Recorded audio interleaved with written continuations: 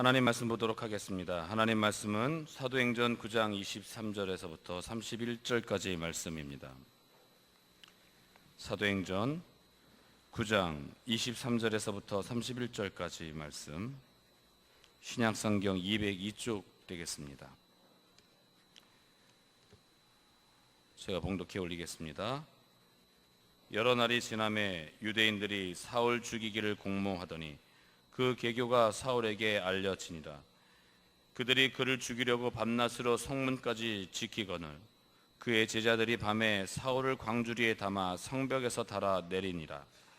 사울이 예루살렘에 가서 제자들을 사귀고자 하나 다 두려워하여 그가 제자됨을 믿지 아니하니 바나바가 데리고 사도들에게 가서 그가 길에서 어떻게 주를 보았는지와 주께서 그에게 말씀하신 일과 다메섹에서 그가 어떻게 예수의 이름을 담대히 말하였는지를 전하니라. 사울의 제자들과 함께 있어 예루살렘에 출입하며 또 주 예수의 이름으로 담대히 말하고 헬라파 유대인들과 함께 말하며 변론하니 그 사람들이 죽이려고 힘쓰거늘 형제들이 알고 가이사랴로 데리고 내려가서 다소로 보내니라. 그리하여 온 유대와 갈릴리와 사마리아 교회가 평안하여 든든히 서가고 주를 경외함과 성령의 위로로 진행하여 수가 더 많아지니라. 아멘. 이 시간 담임 목사님께서 나오셔서 은인 바나바라는 제목으로 말씀을 선포하실 때 많은 은혜 받으시길 바랍니다. 역사의 위대한 인물들 가운데 어떤 사람과의 만남이 없었다면 아무도 기억하지 못할 평범한 사람으로 그 인생을 마치게 될 뻔한 사람들이 굉장히 많습니다. 그 사람들 중에 한 명이 바로 이순신입니다. 이순신 장군은 임진왜란으로 위기에 처한 나라를 구한 인물 우리 모두에게 기억되고 있죠. 대한민국 최고의 장군이고 또 특히나 전무후무한 엄청난 전투선인 거북선을 만들어내어서 일본의 배들을 거침없이 침몰시켰던 그런 위대한 인물이기도 합니다. 그리고 대한민국에서 국민 모두의 사랑과 존경을 받고 지금도 광화문에 가면 세종대왕과 함께 위풍당당하게 이렇게 동상으로 서 있는 인물이 우리 이순신 장군이기도 하죠. 개인적으로도 우리나라에서 가장 존경하는 위인이 누구냐라고 묻는다면 저는 이순신 장군을 뽑을 겁니다. 물론 제가 이순신 장군을 좋아하는 데는 큰 이유가 있습니다. 왜냐하면 저와 이순신 장군하고 굉장히 아주 뗄래야 뗄 수 없는 깊은 관계에 있기 때문입니다.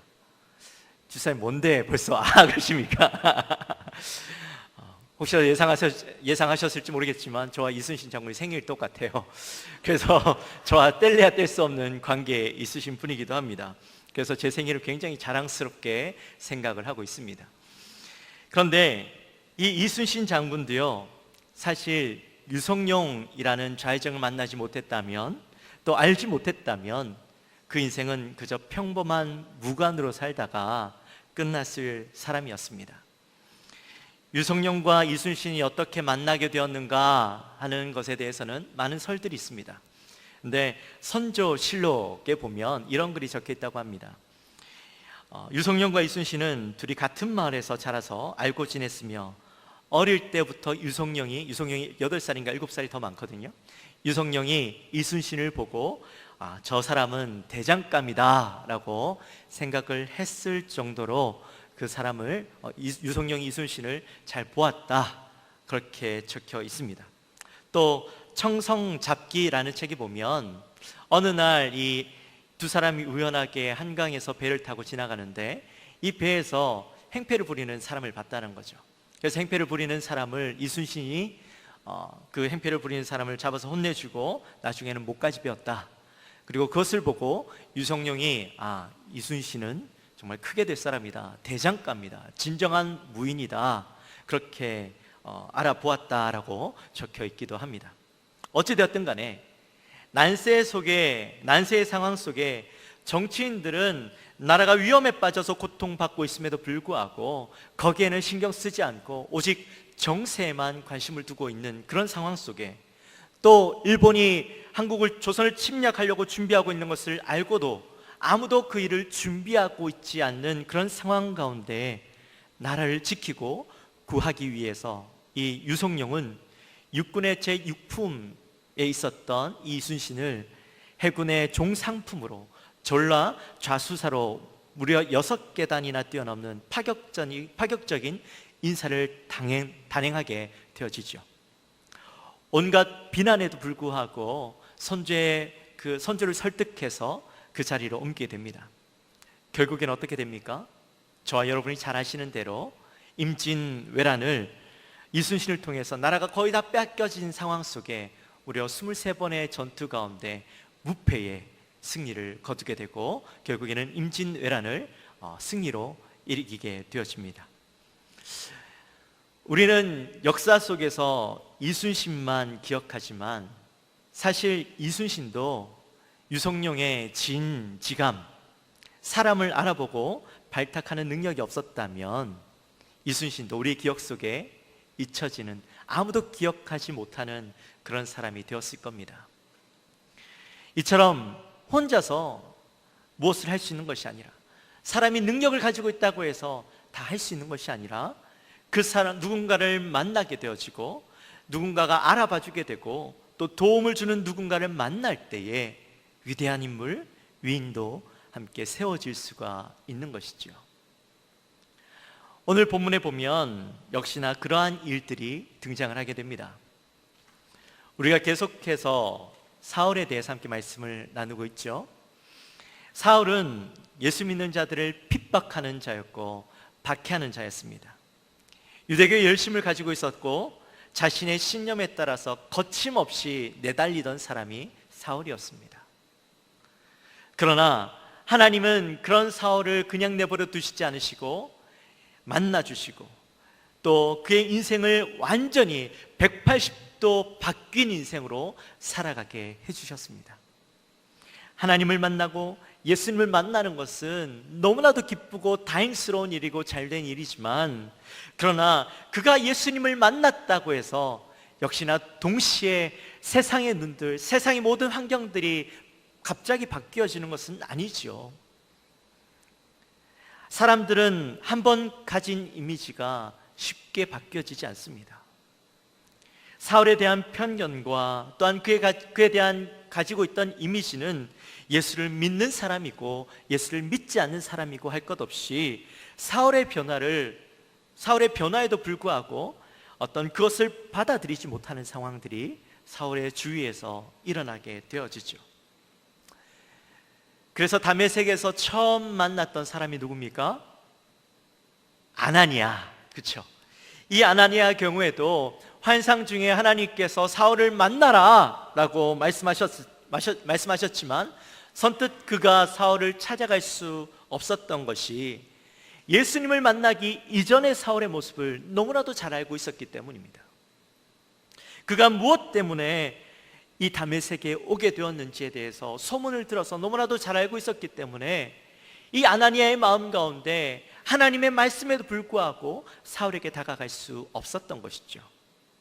그러나 하나님께서 이 아나니아에게 사울이 앞으로 어떻게 되어질 것을 보여주시고 강력하게 성령의 음성을 통하여 가라 라고 하셨을 때에 이 아나니아는 말씀에 순종하여 나아가서 사울의 눈을 뜨게 하고 안수하여 세례를 주게 되는 모습을 우리가 보았습니다.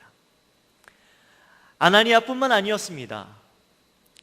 변화를 받은 사울은 이 가슴 속에 불타오르는 복음에 대한 열정을 안고 가만히 있을 수 없어서 다메섹에 있는 회당마다 찾아가서 복음을 전하죠.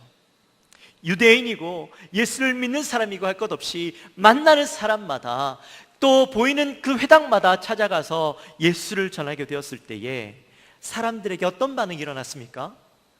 사울의 그 변화된 모습을 보고 우와, 사울이 예수님을 만났구나, 정말 예수님이 계신가 보다, 예수님이 살아 계신가 보다, 예수가 메시아인가 보다 하고 사람들의 마음 가운데 불같이 일어나는 변화의 불길이 일어났습니까? 헷갈리죠, 제가 이렇게 얘기하니까. 아니죠. 도리어 사울의 그런 모습을 보고 믿지 못하고 의심의 눈초리로 바라보게 됩니다. 또 그의 모습을 보고 사람들은요 분노하게 되었습니다. 사람은 바뀌지 않아. 아마 사울의 모습 속에는 뭐가 꿍꿍이가 있을 거야 라고 다들 생각을 했습니다. 그래서 사람은요, 첫인상이 참 중요합니다. 그래도 저는 나름대로 첫인상이 좋다라고 사람들한테 이야기를 듣는데 그런가요? 여러분, 첫인상이 참 중요합니다. 첫인상이 좋지 않던 사람에게 갑작스러운 변화가 일어나면 그 사람의 모습을 보고 저 사람이 바뀌었네 라고 생각하기보다는 저 사람이 왜 저러지? 라고 생각을 한다는 거죠. 혼란스럽게 만들고 도리어 더 믿지 못하고 인정하지 못하는 일들이 그 속에서 일어나게 됩니다. 그런 상황 가운데 오늘 23절의 말씀을 보면 이런 표현이 나오죠. 23절에서 여러 날이 지나매 라는 표현이 나옵니다. 사울이 그렇게 열심히 복음을 전하다가 갑자기 사라진 거예요. 사도행전에서는 그가 얼마 동안 사라졌는지, 또 그가 왜 사라졌는지에 대해서는 전혀 이야기하지 않습니다. 사실 이 성경 말씀, 이 사도행전 말씀만 보고 있으면 사울이 여러 날이 지났다라는 표현만 보고 사울이 사라졌구나라고 추측하기도 사실은 어렵죠. 그러나 이 갈라디아서의 말씀을 보면 사울에게 어떤 일이 있었는지 자세하게 나오는데, 우리 갈라디아서 1장 17절 말씀을 함께 찾아서 읽어볼까요? 우리 자막으로 나오죠. 우리 한 목소리로 같이 읽어봅니다. 시작.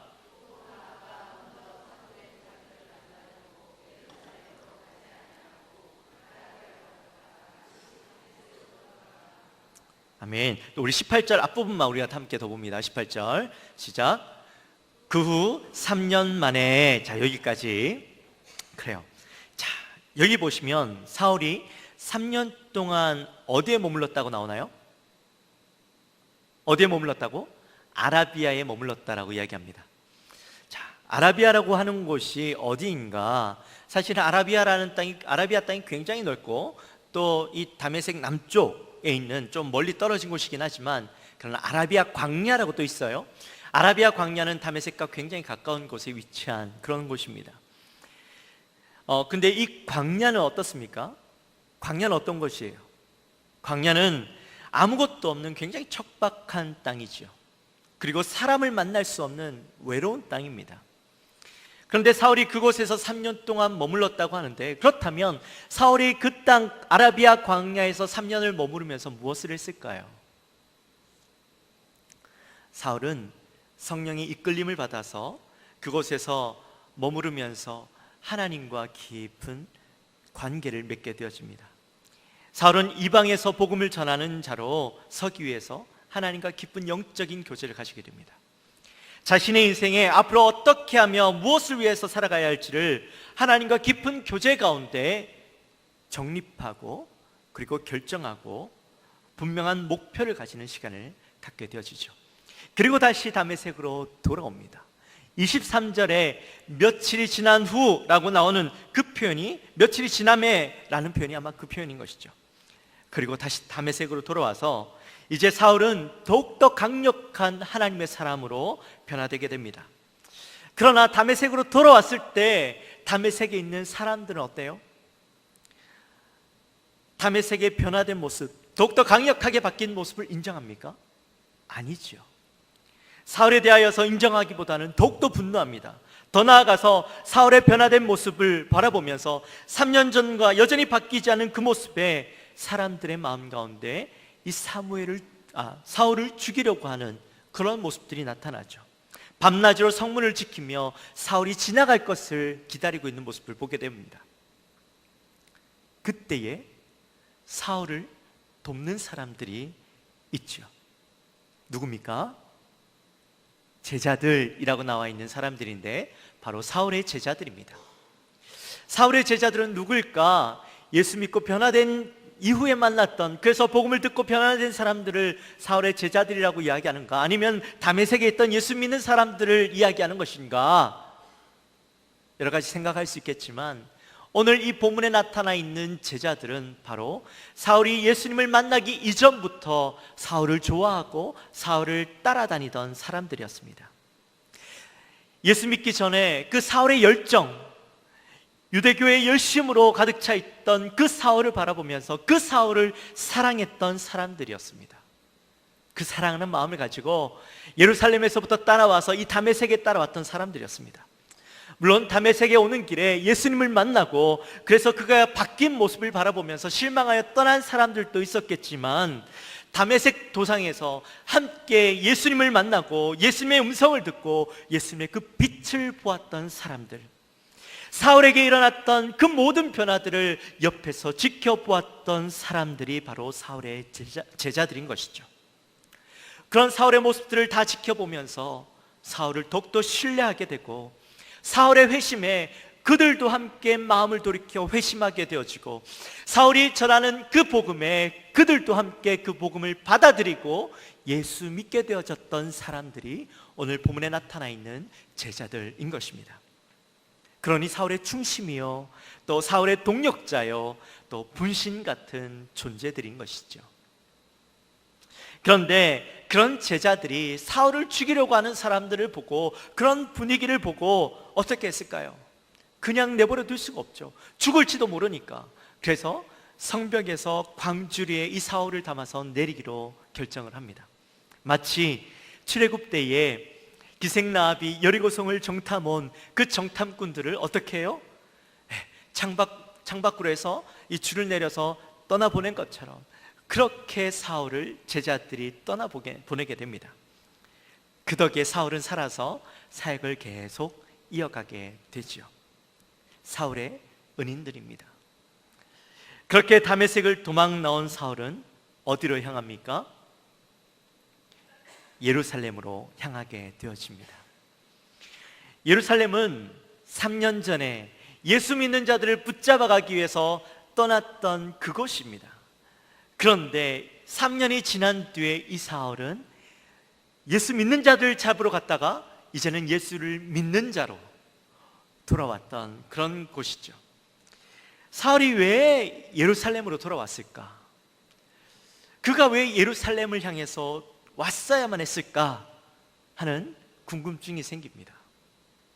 사실 사울은 예루살렘에 오는 것이 굉장히 부담스러웠을 거예요. 다메섹에서보다 더 위험하고 어려운 상황이 예루살렘에 가면 생기게 될 것을 사울은 직감했을 겁니다. 예루살렘에 이 사울을 모르는 사람이 없었어요. 그가 어떤 일을 했는지 모르는 사람이 아무도 없었습니다. 그런데 그곳으로 다시 복음을 들고 온다라는 건 내가 목숨을 내어놓고 돌아오는 것이었어요. 그런데 그럼에도 불구하고 그가 돌아와야 했던 가장 큰 이유는 바로 예수님의 제자들을 만나야만 했기 때문입니다. 예루살렘 교회에 가서 지난 자신의 잘못들을 용서를 구하고 싶었기 때문입니다. 자기 때문에 이 교회 성도들이 다 뿔뿔이 흩어질 수밖에 없었고, 수많은 사람들이 잡혀가고 옥에 가두어지고 매맞고 나중에는 죽기까지 했던 그 수많은 사람들을 바라보면서 자신의 그 과오들, 자신의 죄악들을 사도들 앞에서 용서를 구하고 청산하고 싶었기 때문이죠. 그리고 이제는 내가 새로운 삶을 살게 되었고, 내가 어떻게 예수님을 만나게 되었고, 이제는 내가 어떤 삶을 살아갈 것인지에 대해서 제자들에게 이야기하고 그들에게 도움을 구하고 싶었기 때문입니다. 아마 다메섹에서 예루살렘에 갈 때까지 사울의 마음 가운데는 여러 가지 생각이 들었을 것 같아요. 그의 마음 가운데 여러 가지 생각이 있었겠지만 아마 이 생각을 하지 않았을까 생각이 듭니다. 제자들을 만나면 변화된 자신의 모습을 보고 기뻐하고 놀라고 기쁘게 맞아주지 않을까라는 기대감을 가지고 있지 않았을까.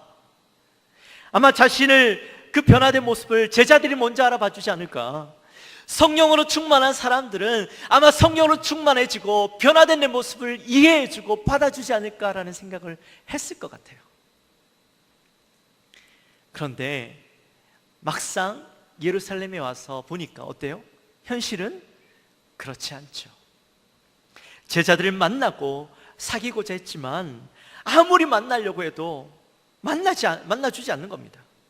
도리어 자신의 그 변화된 모습에 사람들은 자기를 붙잡아가기 위한, 제자들은 자기를 붙잡아가기 위한 유인책이라고 생각을 하고 제자가 되었다라는 미를 도무지 믿어주지 않는 겁니다.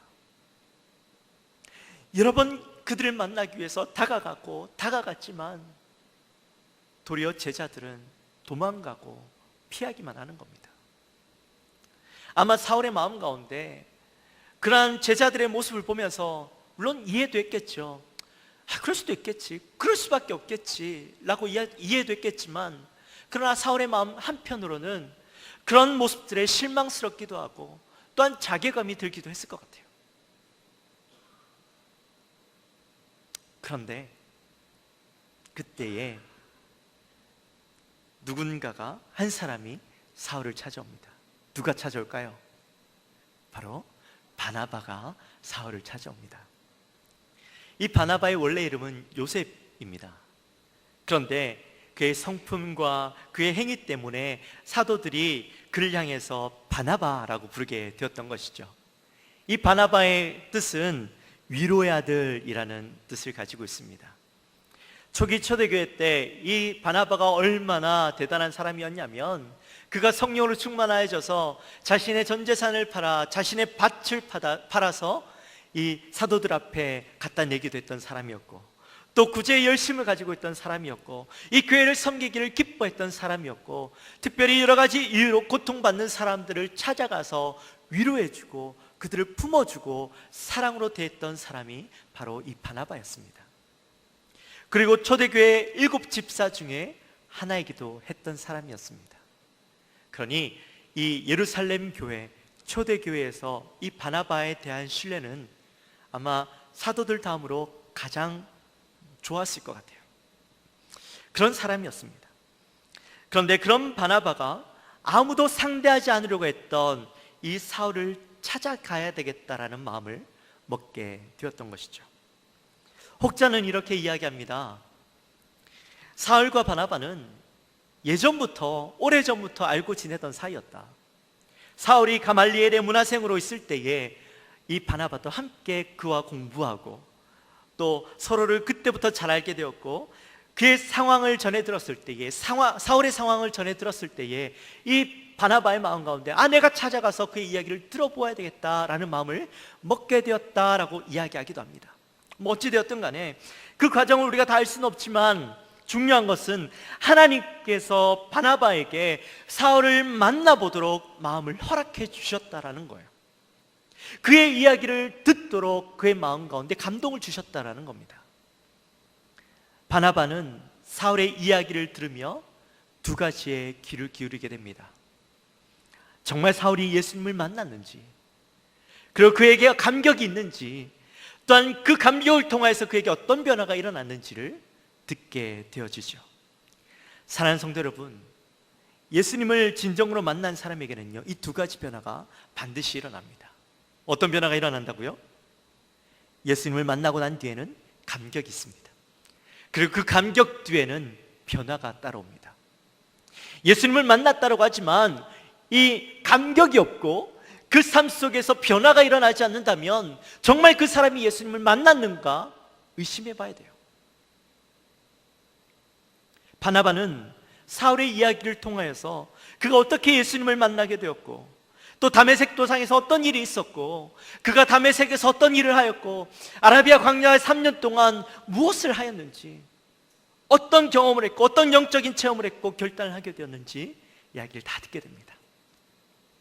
그리고 그 대화를 통해서 바나바는 사울을 신뢰하게 되어지죠. 그가 만난 예수님은 진짜였고, 또 그의 삶에서 일어난 변화는 진짜다, 그에게 분명한 변화가 일어났다, 확신을 갖게 되었습니다. 그리고 바나바는 제자들을 찾아가서 사울의 이야기를 쭉 하죠. 그리고 제자들을 만날 수 있도록 주선하게 됩니다. 물론 제자들을 다 만나지 못했습니다. 여전히 제자들의 마음 가운데, 사도들의 마음 가운데 그런 사울을 불신하고 미워하고 있는 사람들이 있었습니다. 제자들에게 쉽게 용서가 되지 않았습니다. 이건 제 추측이에요.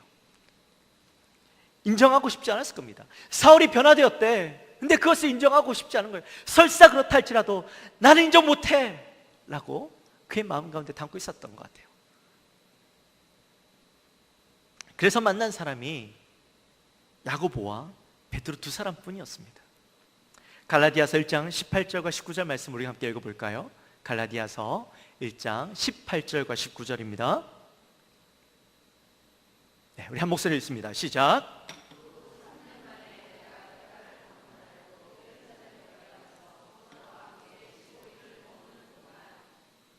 19절. 아멘. 자, 이 만남을 통해서 사울은 베드로와 또 누구요? 야고보를 만남으로 인해서 이제 과거에 가지고 있던 그의 짐들을 벗어버리게 됩니다. 자신 있게 복음을 전하고 이제는 이방의 전도자로서의 삶을 살아가는데 매우 중요한 결단을 하고 이제 인정받고 그 길을 갈 수 있는 확신이 그에게 생긴 것이죠.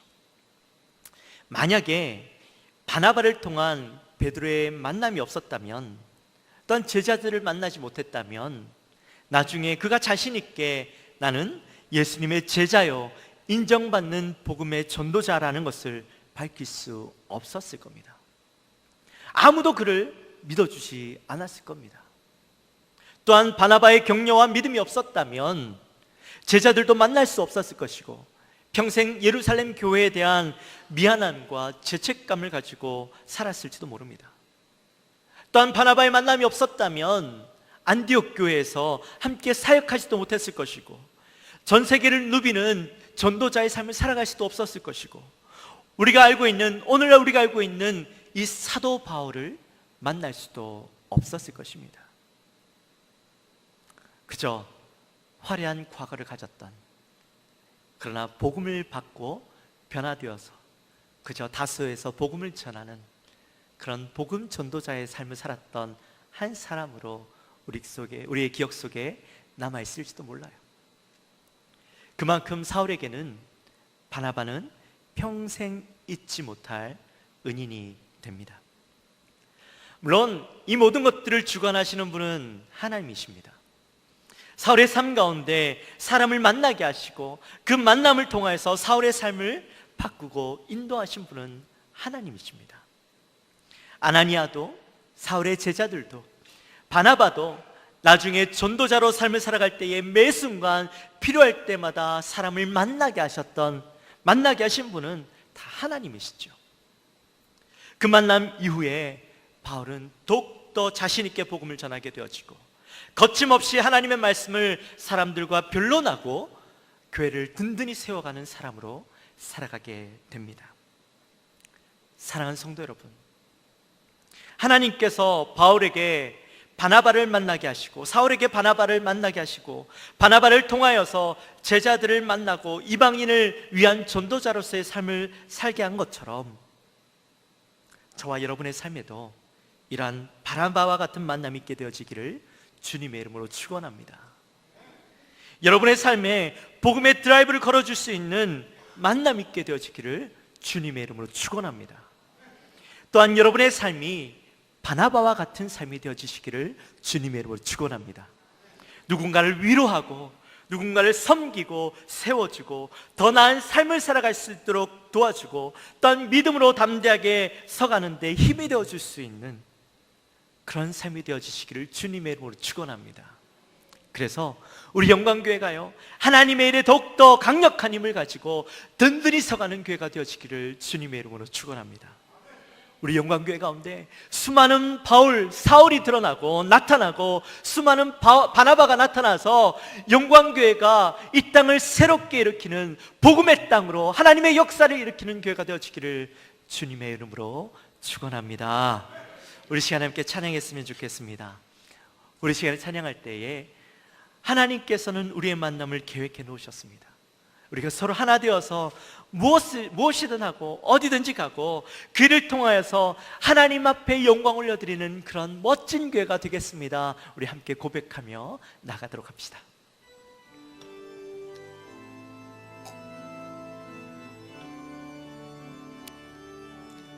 우리의 마음의 결단으로 하나님께서는 우리의 만남을 계획해 놓으셨네. 우린 하나 되어 어디든 가리라. 주 위에 서라면 무엇이든 하리라. 당신과 함께 우리는 하나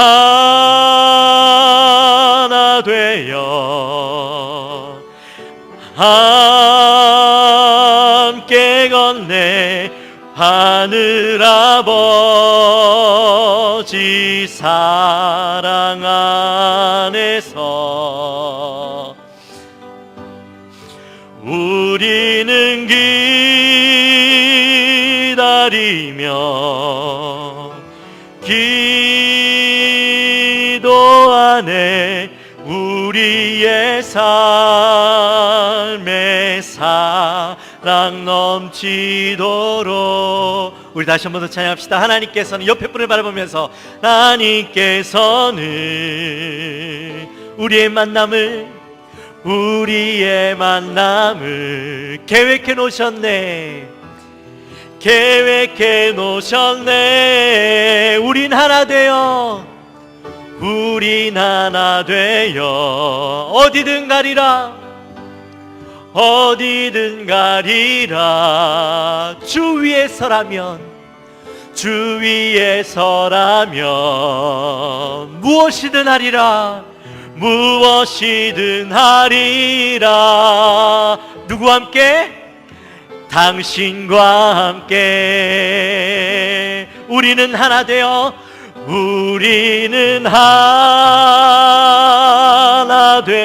함께 건네 하늘 아버지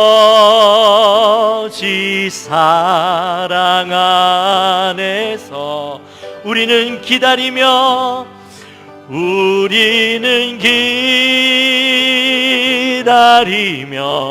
기도 안에